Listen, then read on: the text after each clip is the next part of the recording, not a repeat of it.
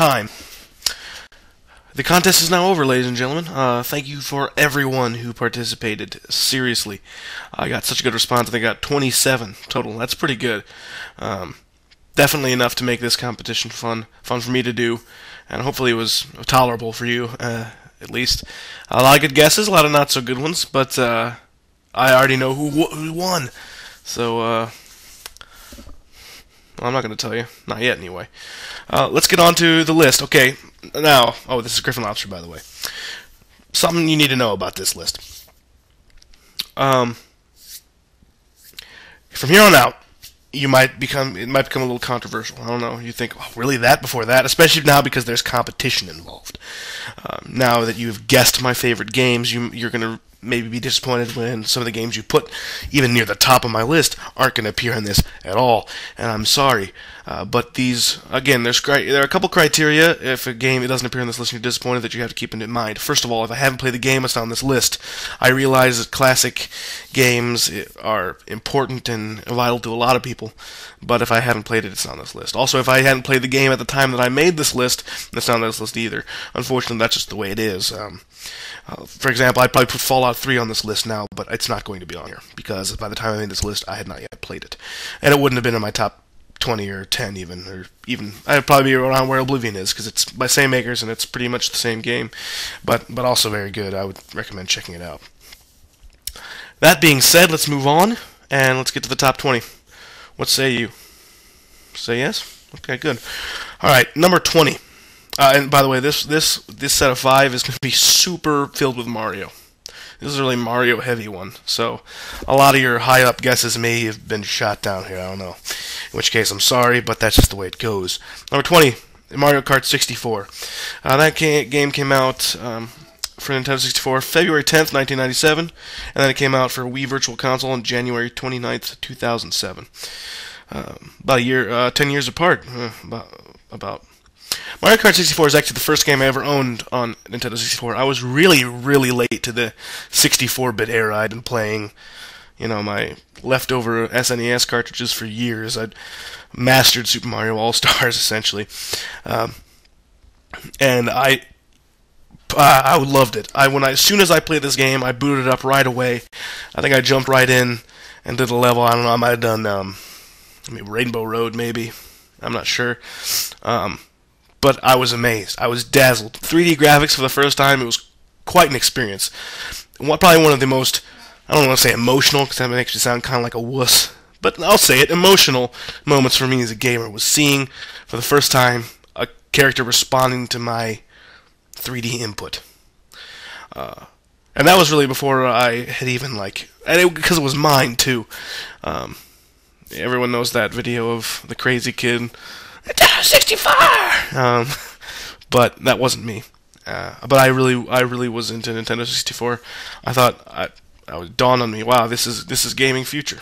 I mean, I was pretty young at the time, and Mario Kart 64 is an okay racing game. When you really think about it, it's not that great, but I'm thinking really more about the experience that went along with it. Technically, other racers are probably better than this, but this game for me really had a significant moment in my life, and I played it a lot, and I've played it since. I think it's the best Mario Kart game, personally, but that's just me. Alright, number 19 is Half-Life 2. That came out for Windows on November 16th, 2004. It came out later for Xbox 360 and PlayStation 3 on October 10th, 2007 and December 11th, 2007, respectively. Half-Life 2 is a game that came out a long time ago and looked like it should have come out 3 years later. It looked absolutely amazing. You could tell Valve poured their hearts into this game. And they took a long time to make it, and a lot of people realized this and were like, where's the game? And they finally came out with it, and Half-Life 2 delivered on all levels. Great gameplay, immersive storyline. There's no cutscenes, but it still manages to... there's a cutscene at the beginning and the end. But without any interrupted gameplay whatsoever, it manages to get the story across and put you right in the middle of the action. And it feels so much fun. It's a great game. This physics, everyone talks about the physics engine that was used, and all the mods that people made.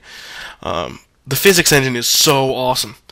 I remember the first time I picked up a saw blade with the gravity gun and chucked it through a head crab zombie. It was amazing. I was just like, he just got sliced cleanly in half exactly where I threw it at, and I'm just like, that is so cool.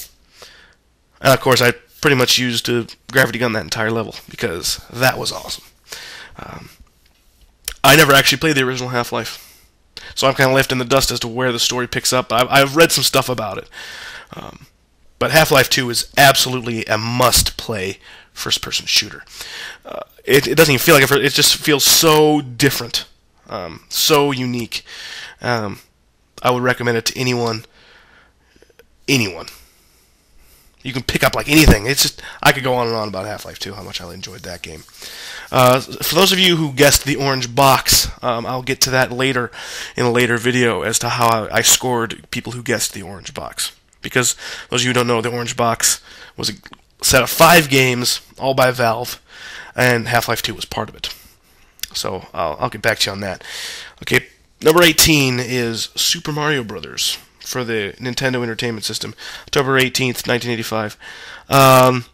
So I might get a little bit of scorn for having such a classic, groundbreaking, influential title so low on the list, even though it's at number 18. The point is, Mario improved on itself. That game, although it is classic and influential in every aspect, and I would probably put it number 1 in the most influential games ever, other than like maybe Pong or like created video games. Super Mario Brothers is absolutely a staple for classic gaming, for regular gaming. It defined 2D platformers. It had like the save thing that went on instead of having to use passwords. It had secrets. It was totally innovative and revolutionary. If you haven't played Super Mario Brothers, I don't know what to say to you, except you need to go out and find a way to play it right now, because it is an experience that you must experience. Yeah, experience you must experience. There you go. Super Mario Brothers. I can't say anything about it. It doesn't even need anything else to be said about it, because it just speaks for itself. Super Mario Brothers. You know what I'm talking about.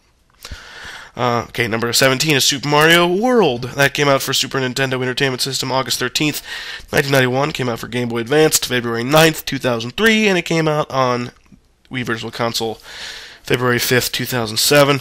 Super Mario World was a great game. I spent so much time in that game trying to find all the secret passageways with the keys.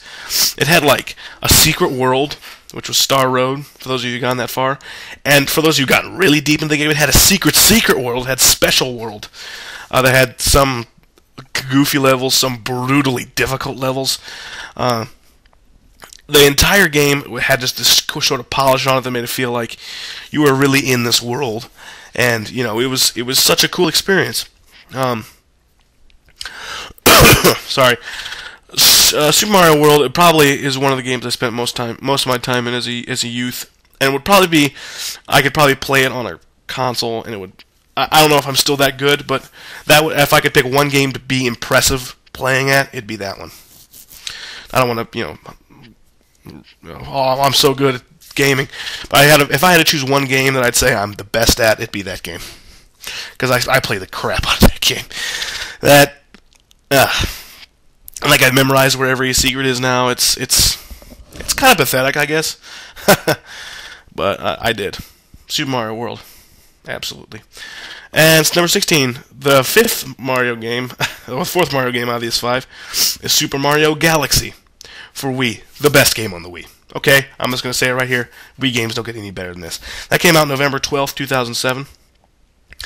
Super Mario Galaxy is, to me, the equivalent of like Super Mario 64, and they took everything that it did and just like put this beautiful shine on it.